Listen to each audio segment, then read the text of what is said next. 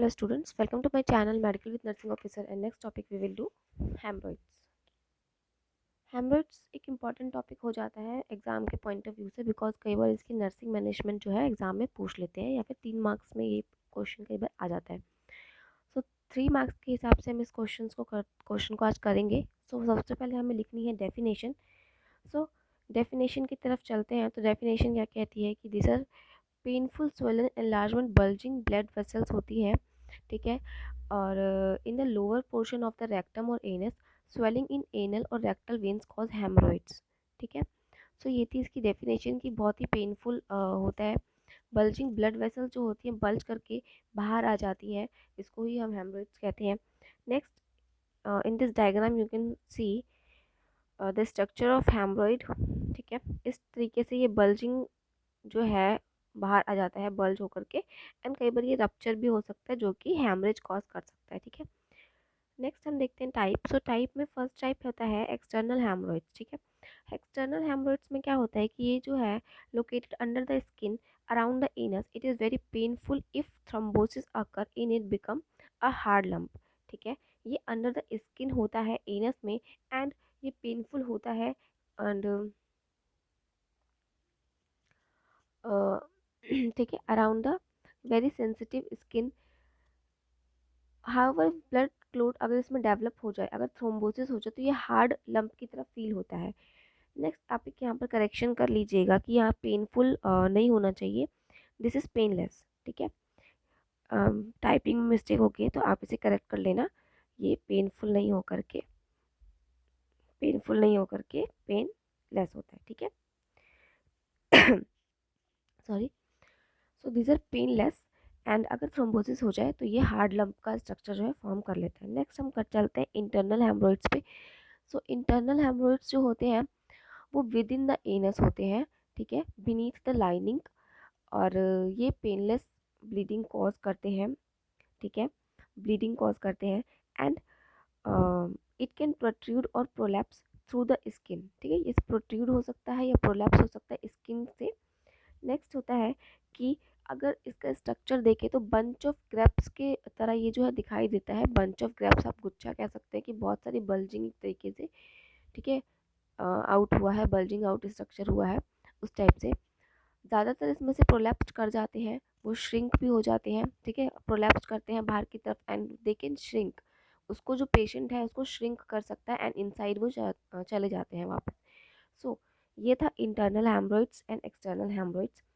Next इसके causes की बात करें तो कॉजेज़ में कुछ फैक्टर्स होते हैं, जैसे कि आपका हो गया क्रॉनिक कॉन्स्टिपेशन है अगर किसी को बहुत टाइम से, या फिर सीवियर कफिंग है, ठीक है, सीवियर कफिंग है.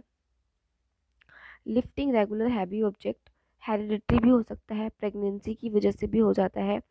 एंड लो फाइबर डाइट अगर कोई लेता है तो उसको भी होने के चांसेस रहते हैं. एनल इन्फेक्शन की वजह से, ओवर यूज़ ऑफ लेग्जेटिव या एनिमा, और इंटेस्टाइनल ट्यूमर की वजह से ये हो जाता है. इसके साथ साथ इसमें और कुछ भी फैक्टर्स आप ऐड कर सकते हैं, इटियोलॉजी और भी आप इसमें ऐड कर सकते हैं. क्या? एक तो एज फैक्टर, ठीक है, एज फैक्टर भी बहुत इंपॉर्टेंट रोल प्ले करता है. नेक्स्ट, अगर किसी को डायरिया है बहुत लॉन्ग टाइम से, ठीक है, अगर किसी को बहुत लॉन्ग टाइम से डायरिया है तो उसको भी होने के चांसेस ये बढ़ जाते हैं. नेक्स्ट, किसी को बावल डिजीज़ है, ठीक है, इंटेस्टाइनल इरिटेबल बावल सिंड्रोम है, तो उसको भी हो सकता है. नेक्स्ट, ट्यूमर हो गया. एंड लीवर की डिजीज़ है किसी को, क्रोनिक लीवर डिजीज़, ठीक है, क्रोनिक लीवर डिजीज़ वाले पेशेंट को भी हो सकता है. एक आप इसमें ऐड कर सकते हैं obesity. Obesity is the main cause of any disease, ठीक है. Next, sitting on toilet for a long time, ठीक है, sitting a toilet in a long for a long time, उसकी वजह से भी हो सकता है. एंड ठीक है. सो ये कुछ कॉजेज़ थे जिसकी वजह से हेमरोइड्स होते हैं. नेक्स्ट, साइन एंड सिम्टम क्या होता है कि पेनलेस ब्लीडिंग होती है पेशेंट को, ब्लड इन स्टूल होता है, itching at the renal region, ठीक है, जहाँ पर इन्फेक्शन है वहाँ पर ईचिंग होगी पेशेंट को, पेन होगा ड्यूरिंग बावल मूवमेंट, एनल एक होगा, एंड बर्निंग सेंसेशन होगा, swelling around anus, leakage of faeces, ठीक है. ये थे इसके sign and symptom. Next, levels. Level में 4 लेवल होते हैं. फर्स्ट लेवल होता है, लेवल फर्स्ट, जिसमें होता है कि मे ब्लीड, जो लेवल फर्स्ट के अंदर कैटेगरी आएगी उसमें हो सकता है कि ब्लीड करे या फिर और do not but not prolapse, लेकिन वो प्रोलैप्स नहीं करता। लेवल टू के अंदर जिसको हेमरेट्स को हम रखते हैं उसमें होता है कि वो प्रोलैप्स करता है बट उसको पुश्ड बैक वापस से किया जा सकता है एनस में विद और विदाउट अकम्पलिशमेंट। ठीक है। नेक्स्ट लेवल थ्री के अंदर उसको can't retract back in the anal cavity, उसको वापस से बैक पेशेंट जो है नहीं ले जा सकता एंड ये ब्लीड कर सकता है, करता है। नेक्स्ट है फोर्थ लेवल के अंदर जो है ब्लड क्लोट हो सकता है, ठीक है, जिसको हम थ्रोम्बोज्ड हेमरोइड बोलते हैं एंड उसको सर्जरी की रिक्वायरमेंट होती है, जो लेवल 4 के अंदर हम कैटेगराइज कर रहे हैं उसमें। नेक्स्ट है डायग्नोस्टिक इवेल्यूएशन। सो डायग्नोस्टिक इवेल्यूएशन कैसे करेंगे? फर्स्ट ऑफ ऑल तो सबसे पहले डायग्नोस्टिक इवेल्यूएशन में आप कर सकते हैं, सबसे पहले आप करेंगे हिस्ट्री कलेक्शन। ठीक है, हिस्ट्री हिस्ट्री कलेक्शन कर सकते हैं सबसे पहले एंड उसके साथ साथ आप फिजिकल एग्जामिनेशन करेंगे then complete blood count that is CBC कर सकते हैं एंड उसके साथ साथ डिजिटल रेक्टम एग्ज़ाम, ठीक है, ये कर सकते हैं। Proctoscopy, colonoscopy, sigmoidoscopy and barium exam, enema x ray, ठीक है, बैरियम एनीमा एक्सरे आप पेशेंट का करवा सकते हैं, डायग्नोस्टिक इवेल्यूएशन में आप लिख सकते हैं। नेक्स्ट मैनेजमेंट की बात करें तो मैनेजमेंट में वार्म सीट्स बाथ देते हैं पेशेंट को। वार्म सीट्स बाथ में क्या होता है कि पेशेंट को थोड़ी देर के लिए जो है एक थोड़ा सा गुनगुना सा गर्म पानी करके उसमें उसको बोलते हैं कि वो बैठे, उसमें एक केमिकल डाला जाता है जिसके वजह से उसको जो है इन्फ्लामेशन है उसमें उसको रिलीफ मिलता है। ठीक है। नेक्स्ट है डाइटरी चेंजेस कर सकते हैं, हाई फाइबर डाइट ले पेशेंट, उसको एडवाइस कर सकते हैं फ्रूट ले, वेजिटेबल्स ले। ठीक है, क्योंकि फाइबर्स क्या करते हैं बल्क फाइबर्स क्या करते हैं फीसेस को स्मूथ करते हैं, तो जिसकी वजह से पेशेंट को जो है दिक्कत नहीं होगी।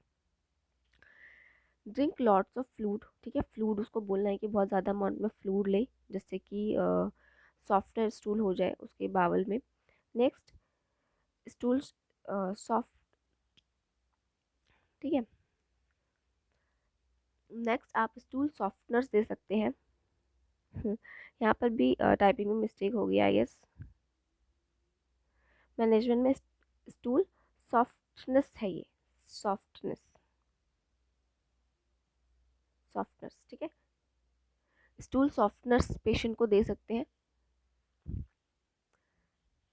नेक्स्ट आता है सर्जिकल मैनेजमेंट। सो सर्जिकल मैनेजमेंट में एनल डायलेशन की जाती है, स्टेपल्ड हेमरोइडेक्टमी की जाती है एंड हेमरोइडेक्टमी भी की जाती है।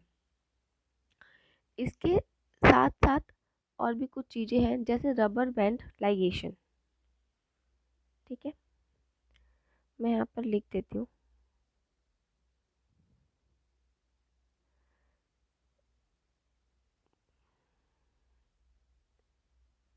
रबर बैंड लाइजेशन पेशेंट का करते हैं, इसके साथ साथ लेज़र थेरेपी करते हैं। ठीक है, लेज़र थेरेपी भी की जा सकती है एंड इसके साथ आप स्केलरोथेरेपी भी कर सकते हैं, स्केलरोथेरेपी। ठीक है, आप लिख लीजिएगा, sclerotherapy, rubber band ligation, laser therapy करते हैं एंड इसके साथ इंफ्रारेड फोटो कोएगुलेशन भी हम पेशेंट का सर्जिकल मैनेजमेंट में लिख सकते हैं।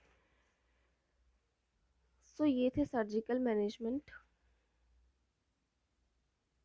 ठीक है, इसके साथ अब हम चलते हैं नर्सिंग मैनेजमेंट पे। सो नर्सिंग मैनेजमेंट के लिए तो स्पेस नहीं है इसमें आज, बट मैं आपको यहीं पर बता देती हूँ, यहाँ पर बता देती हूँ, स्पेस है थोड़ा बहुत।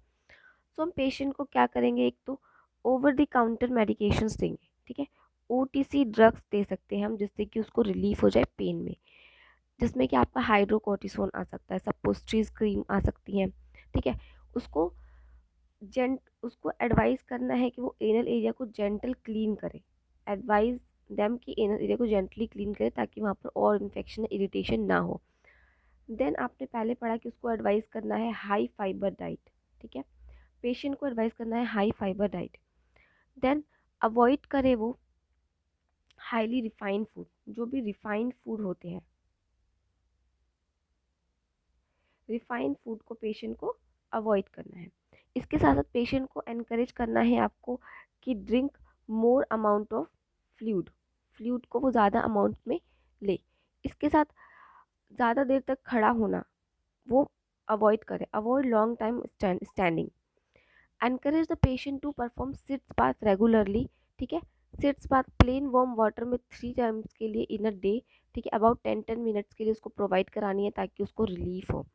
नेक्स्ट हम पेशेंट को एनकरेज करेंगे कि वो हाई फाइबर डाइट ले एंड जो कि उसको कॉन्स्टिपेशन में हेल्प करेगा, जिसकी वजह से प्रेशर नहीं होगा उसको, तो हेमरोइड्स में पेन नहीं होगा एंड आगे कॉम्प्लिकेशंस यानी कि हेमरेज नहीं होगा उसको, ठीक है।